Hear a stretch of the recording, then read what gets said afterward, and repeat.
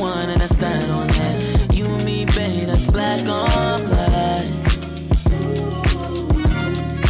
Black on black. Black on black. These public officials would do something so self-serving. But how does it serve them to hurt you? Just political gain. I mean, these are their policies that are, and I don't mean to get political. I don't really want to make any enemies, really, although I guess I have already. But I mean, these are their policies that have clearly not worked, that the people, the general population, are not in support of, yet their egos are too big just to admit that they're wrong. That's the voice of Daniel Penny, the man that choked Jordan Neely to death on a subway train. He's saying that his arrest is self-serving and it was political. No, you killed somebody. Somebody killed somebody. Welcome back to the hottest show in the galaxy. It's the Karen Hunter Show. You weren't arrested for political reasons. You were arrested because you killed somebody. Where are we, Drew? Because this is bananas to me. It's crazy. It's crazy that we live in a society that still actually, whiteness and particularly white maleness can be a get out of jail or get out of accountability free card in a lot of situations where the public is the audience, right? And so what does that mean about the electorate? I mean, we've seen what that means about the electorate. And what that means is, like, you have somebody who says I could get away with murder in the middle of a street in Manhattan, who gets convicted of felonies, who's a unrepentant convicted felon, right? And still managed to be the president of the United States. Now, I work with people who are just as impacted every single day. Well, maybe not every single day. That's an overstatement. That's hyperbole. I work with people who are just as impacted as a part of my job function. And I can tell you that they are not getting the same level of grace that we just gave somebody with 36 counts. I know people with 1 count. People who have gone to jail and have had their sentences overturned and still can't get a job, right? Well, but to Daniel Perry's point, the majority of Americans are okay with that.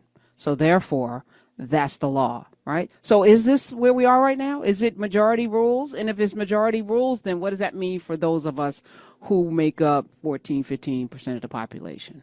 Exactly. What happens if the majority says, one of the reasons why we have federal law is so that if the majority in the state of Mississippi or Alabama says, hey, I'd like to bring that slavery thing back, right? Or or I'd like to bring that poll tax thing back. This should not be a majority rules nation as it relates to that. And it wasn't set up by the Constitution to be that either. But here we are.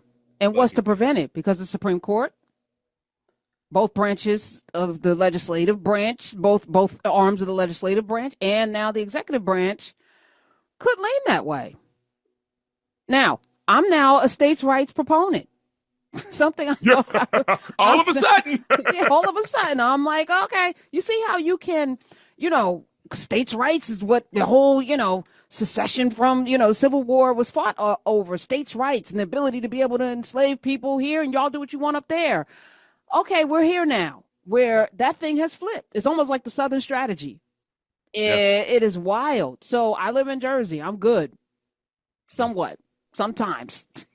Yeah. And do you see there being another? I was talking today with Natasha Alford over at the Griot, and she's gracious enough to interview me for them regarding the Women's Empowerment Network. And I was, saying to her, it's wild. I wish we would do a reverse migration where, like, let's go to Utah. I've been saying this. Let's go to North and South Dakota, 100,000 people. There are people who are struggling in California, struggling in New York to make ends meet because the damn rent is too damn high. Hello. The cost of living in those places, not so bad. And there's plenty of land. There's all of this land and no people. They got less than 1 million people there. We could impact whole districts and have, they got 2 senators each. Yeah. Listen, I mean, I think that's why after post-Reconstruction, we got together the the brightest minds in our community and said, how we gonna do this, y'all? Right? We had these conventions all over the country. We said, how we gonna do this, y'all? There was a level of cooperation and there was a level of information sharing, and was like, and the people that, if you're not down with what we're trying to do, leave, get out, don't participate. But we're gonna try to figure this out. I honestly think that there's got to be some. I would love for us to be able to say, for those of us who have studied history, what worked with that, what didn't work. Don't hit me with what didn't work about it or what the aspects of the longevity about it were. What we have is history. We know what worked and what didn't work. That's how you get better, because we have to be just as relentless and just as creative and just as innovative as the racist, the misogynists, the homophobes, the people who would have women back with no bank accounts, no access to money, without the ability, whose vote has to go along with her husband's, where he could check her or, punish her if she did not, right? We have to be just as innovative as those folks are, and just as creative, because so many of us could not imagine a world where we are on the cusp of right now, and the situations that we're in, where things that we thought were settled law are not settled law, right? So what's the next unsettling of law? We should definitely be thinking, I think the problem is that we have continued to say, that could not happen, or that could not happen again. One of the things I say this all the time, I've been to the Yad Vashem Holocaust Museum in Jerusalem, right? I go to that museum and I think to myself,